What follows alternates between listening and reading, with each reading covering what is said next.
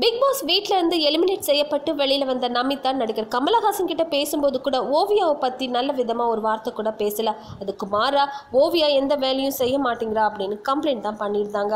அது மட்டும் இல்லாமல் தான் வெளியே வந்ததும் ஃப்ரெண்ட்ஸ் ரிலேஷன்ஸ் எல்லாம் போய் பார்க்கணும், ட்ரக்கிங் போகணும் அப்படின்லாம் சொல்லியிருந்தாங்க.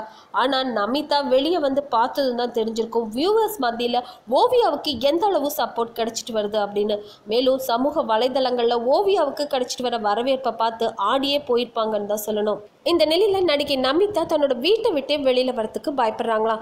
ஏன்னா அவங்க பிக் பாஸ் வீட்டில் இருந்தப்போ நடிகை ஓவியாவுக்கு கொடுத்த டார்ச்சரால் அவங்களால வெளியில் வந்து பப்ளிக்கை ஃபேஸ் பண்ண முடியலையா.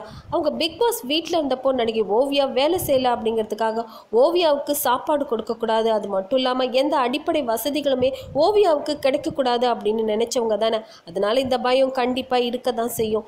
இந்த வீடியோ பற்றி நீங்கள் என்ன நினைக்கிறீங்க அப்படிங்கிற உங்களோட கமெண்ட்ஸை மறக்காமல் சொல்லுங்கள். கூடவே லைக், ஷேர் இதெல்லாம் பண்ணிவிட்டு ஞாபகமாக NET TV4 சேனலையும் சப்ஸ்கிரைப் பண்ணிடுங்க.